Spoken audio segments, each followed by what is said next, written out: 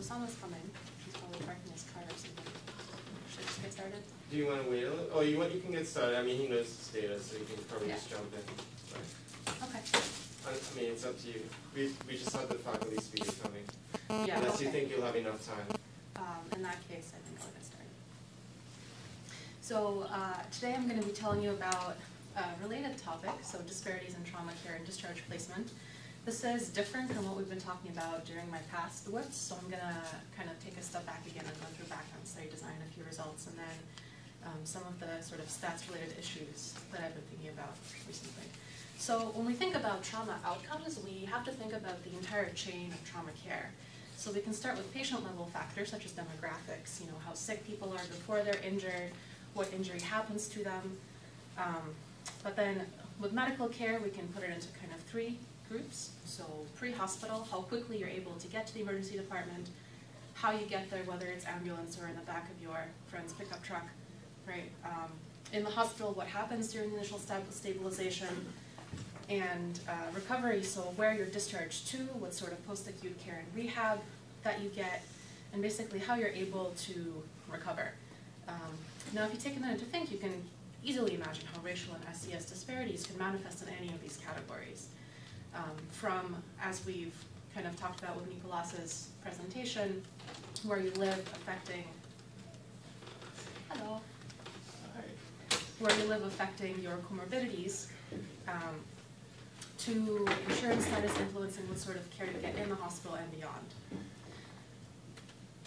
So this is a study looking at in-hospital mortality.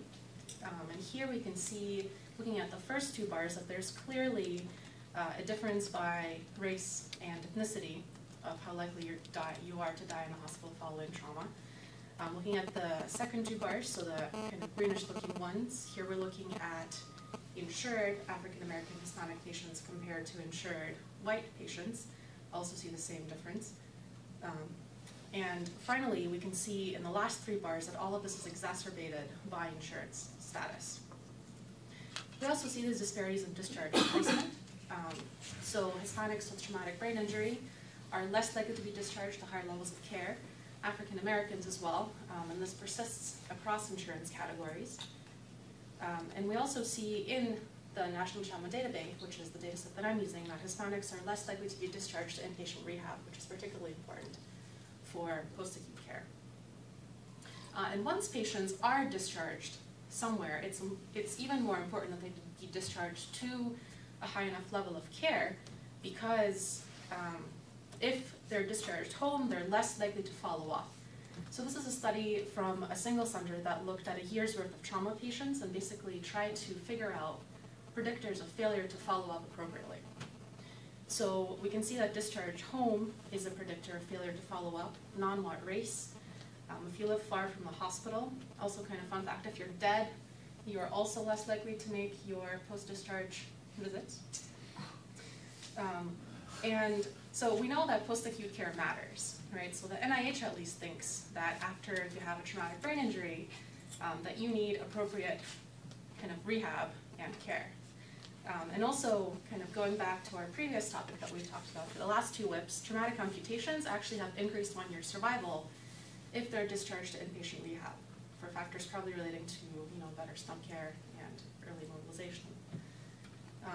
But this really does contribute to disparities in outcomes. So functional outcomes in minority patients with, for example, TBI are worse. So Hispanic patients are more likely to be severely disabled.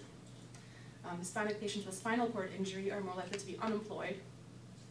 And Black kids with TBI have worse functional outcomes than white kids with TBI in terms of speech, locomotion, and feeding.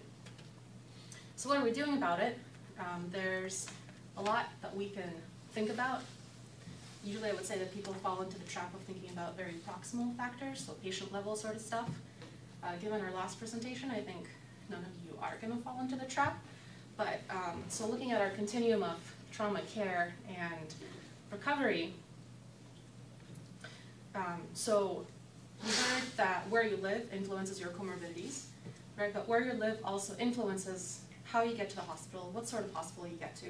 So if you're in Boston and you have 5 level 1 trauma centers within 20 minutes driving of each other, with traffic. You know, it's a little different from if you're in rural Alabama and it takes you 2 hours to get to an urgent care, right? So we add on kind of living and working conditions to our baseline behavior in medical care. But then we also have to think about more broad trends and policies that will influence the way that these patients are cared for. So here we can think about what influences hospital quality. So where does the funding come from for hospitals? Right, so you can definitely see this kind of thinking of our UCSF hospitals comparing SFGH to Parnassus. Right, so SFGH, you have 2 interns basically running a 40-patient surgery service. Right, and in the OR, when you use the C-arm, it has a high chance of breaking while your patient is open on the table. Right, so these sorts of things relating to hospital staffing, hospital technology resources, definitely affect the way that patients are taken care of. And so this is the level that I'm interested in looking at, how these hospital level factors can affect these disparities in trauma care and outcomes. So there is some data to support this. So this is a study that, again, looked at the National Trauma Data Bank. This graphic basically shows you how they divided hospitals by the proportion of minority patients that they serve. So their categories were less than 25% minorities, 25 to 50% minorities, and more than 50% minorities. And we see that the more minorities are served at a hospital, the worse outcomes are overall. So this is looking at in-hospital mortality. And then when you stratify by hospital population and you try to look at these racial and ethnic differences that we pointed out before, we see that most of the effect goes away, right? So all the confidence intervals include 1 for in-hospital mortality among racial and ethnic categories once we stratify by how many minority patients are treated at the hospitals. So I'm interested in looking at how minority prevalence can influence disparities in discharge placement and kind of following that to see what other differences in pre-hospital and hospital care we can find in this data set. So we're going to use I am using the National Trauma Data Bank, which is a national incident-based registry of trauma admissions. Just to give you an idea of the size, there are 3 million incidents in the last 4 years that I have. So I'm going to include all severely injured patients who are adults, basically, and then just exclude the patients who died during initial hospitalization. So I'm using a multinomial logistic regression, which basically is a logistic regression that lets me have more than a binary outcome, and using a variety of patient-level factors as predictors. So age, sex, comorbidities that we'll talk about more later, race, ethnicity, insurance. So here insurance is actually payer, so who paid for the hospital stay as opposed to overall insurance status. And some injury characteristics, and also the trauma center characteristics that we just talked about. And we're looking at, in terms of outcome, discharge placement. So whether people go home, whether they go to inpatient rehab, or whether they go to skilled nursing. So a few preliminary results. So here we're basically looking at patient characteristics across majority prevalence centers and minority prevalence centers. To start with, I just basically broke this up by at the 50% minority prevalence. And we can, broadly speaking, see that the patients across these 2 categories have about the same injury severity score.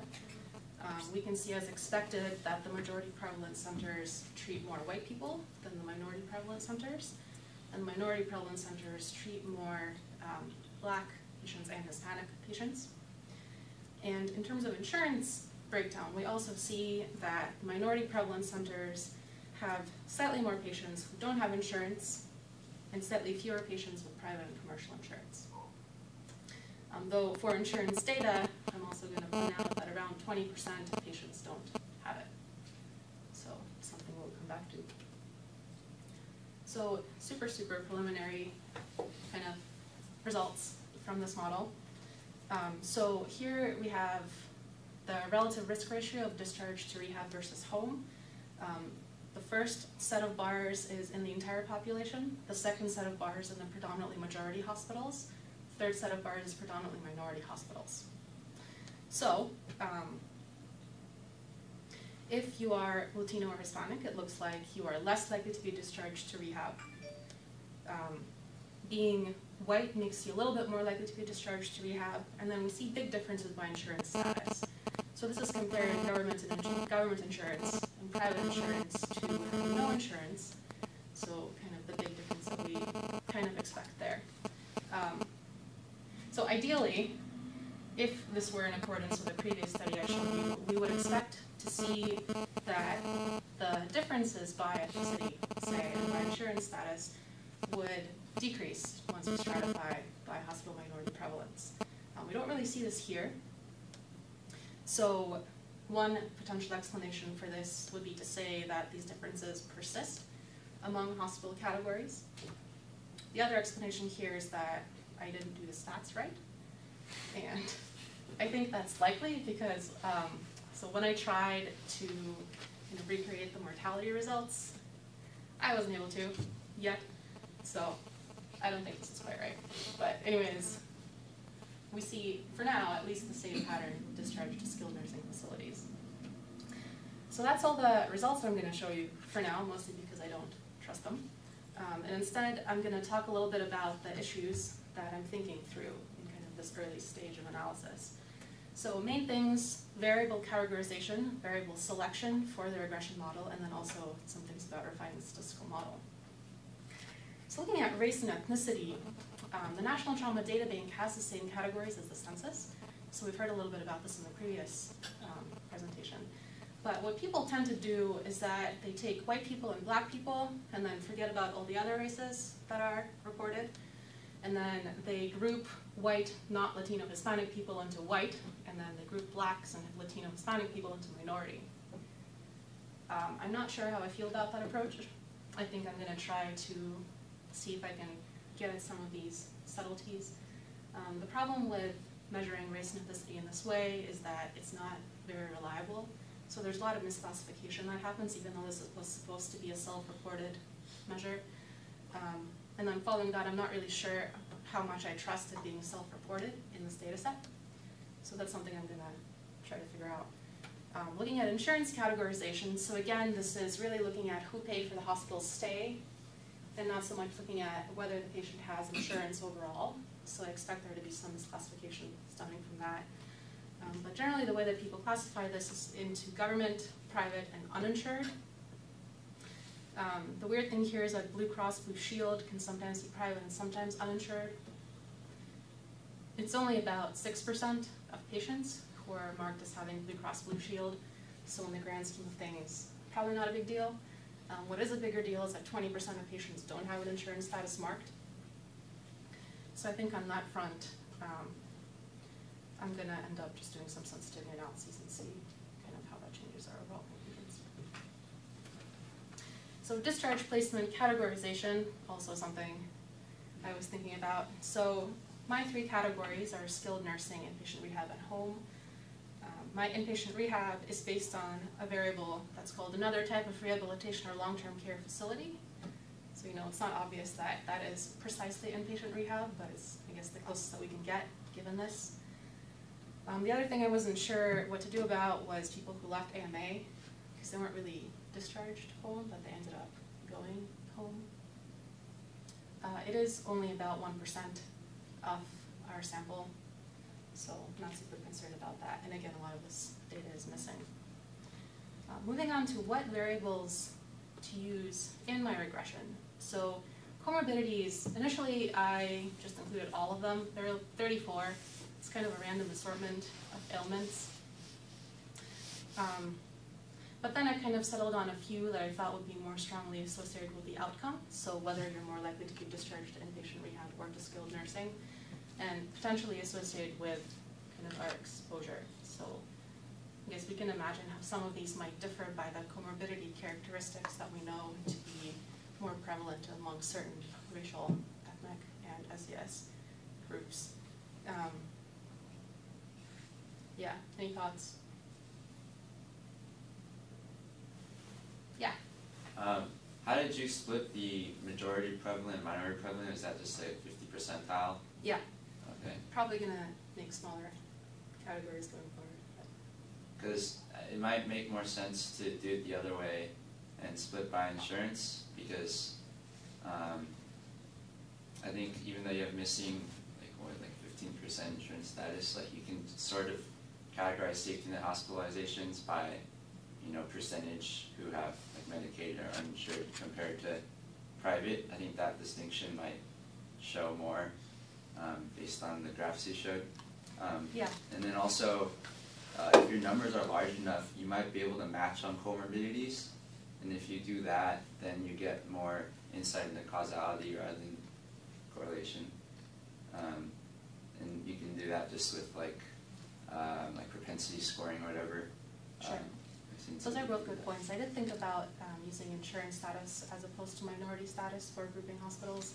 The two reasons that I ended up going with using minority status was, first of all, because the US is unfortunately still really segregated, there's actually pretty good data showing that like Black predominant hospitals, regardless of what sort of insurance they have, tend to have worse indicators of quality of care. And second of all, minority prevalence and kind of payer mix are actually pretty strongly correlated. So in practice, it doesn't make that much difference. And then what years did you have? 2009 to 2012. 2009, 2012. It would be interesting to see if you can capture some of the Medicaid expansion too, and trend that. Or it's kind of a different question, but to see if you see an increase in Medicaid versus uninsured, and to see if that makes a. I guess there's no follow-up. Like the follow-up stuff is from a different study. This is just the hospital mission. Yeah. And then it's all from claims data, or is there clinical data as well? It's basically data that's coded by trauma nurses at hospitals, so it's not really claims, it's just kind of administrative data at the hospital. I think like classifying by severity is also a really hard thing to do that seems like trauma people focus on a lot, and I don't know if there's a way to tease out something that's maybe like length of stay or something, and confine the length of stay to a certain range to get a more clinically comparable categories. But I think you're like definitely going down the right path, trying to figure out how to categorize things. Yeah, those are definitely good ideas. So in terms of comorbidities, I like the idea of matching. I hadn't actually thought about doing that in particular. The one thing with matching on comorbidities is that it doesn't kind of remove all of the confounding, because as we've seen, comorbidities tend to be, they're here in this data set, they're binary, right? But there's a range to all of them, and we see that they tend to be worse in some of these minority populations, right? So, yeah. Injury severity is another thing that I think I was led on a little farther along, but we'll talk about it. Other Mariya, things. can you go back just one slide to your outcome? Did you see any differences between skilled nursing and acute rehabilitation in terms of the distributions, just generally across your binary categorization of hospitals?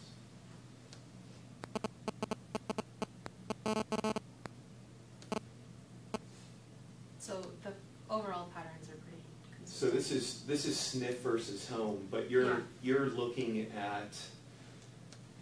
at more than just SNF versus home, right? I mean, you're looking at, what do we have, 3 categories now? Yeah.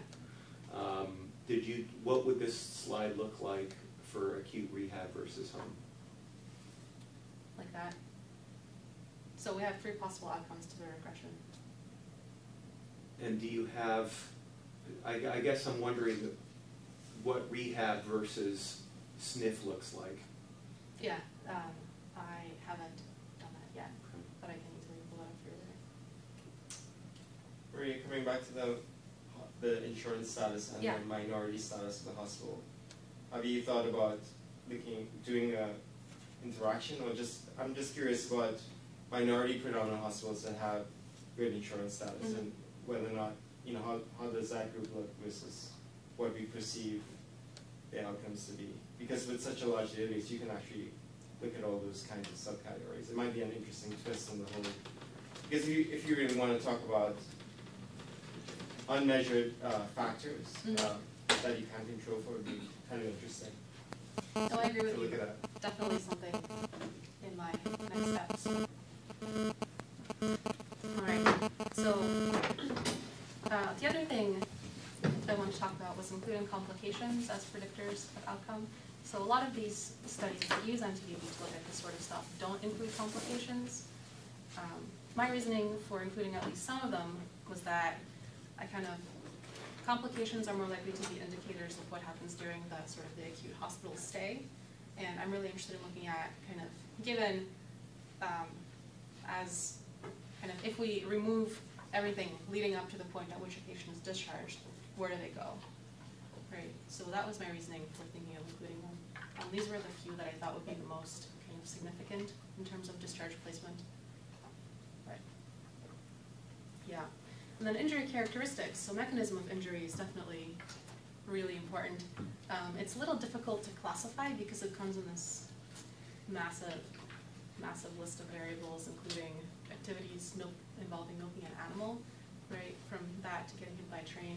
So people categorize it, broadly speaking, by energy, which is something I can do by intentionality, something that would also be interesting. The studies that talk about looking at this in more detail only look at road accidents and falls, which I don't think captures quite everything that I'm interested in looking at. So something else that I'm going to be thinking a lot more about.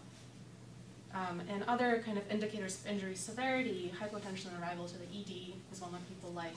And then, as already included, a new injury severity score. Yeah. And then finally, once we have all of that hammered out, there's going to need to be a lot of thought in terms of how all of this actually fits into the regression model.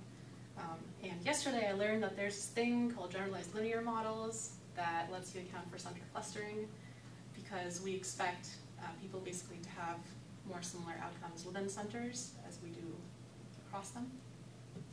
So that's something that I'm probably going to do.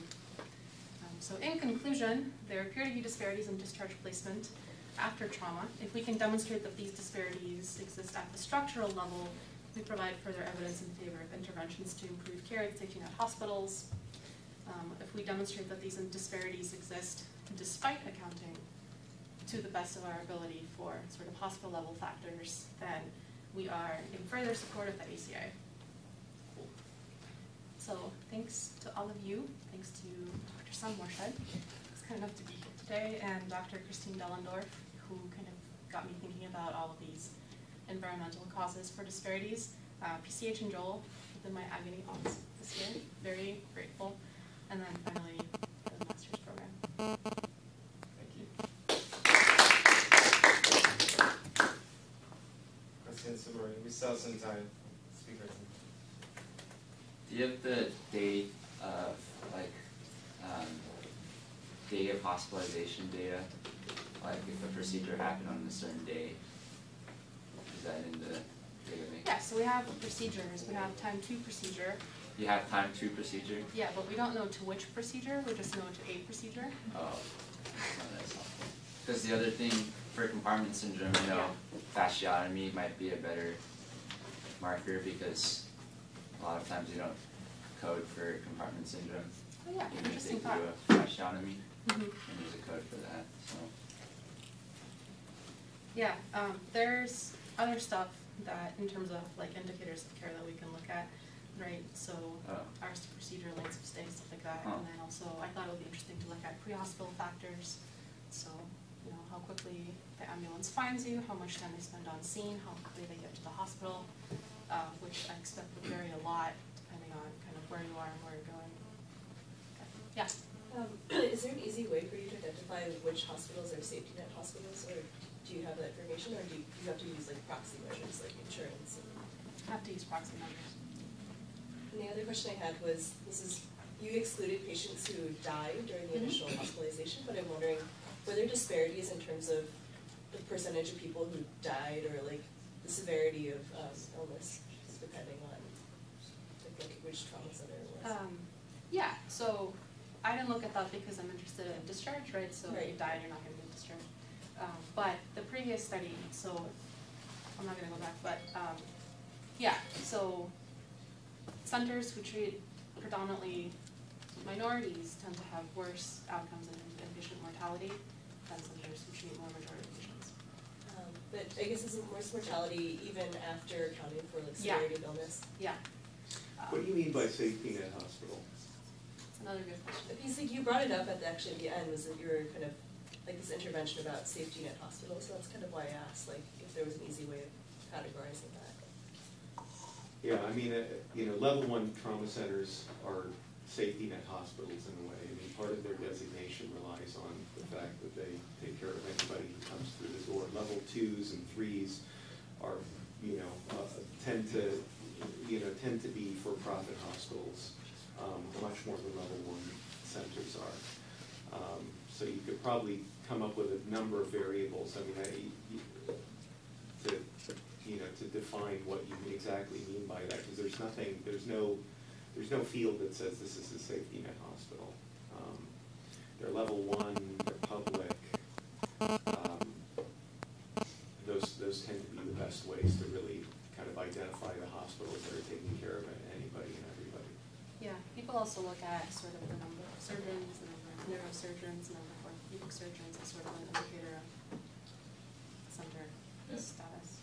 It might be interesting then to compare just level 1 trauma hospitals to another data set, because like there's other data sets that are like all payers or whatever, all hospitals, and just to see if the discharge is different between, I don't know, it's harder to compare two different data sets, but from what you're talking about, a lot of the variables sound very similar to some other ones out there.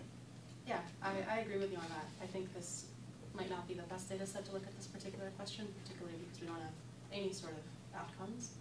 And kind of now that we've broadened our scope from amputations, right, which happen relatively infrequently, you can get good enough numbers with other stuff. But a data set of convenience. One last question, kind of picking up on something that David brought up earlier with rollout of Affordable Care Act, etc.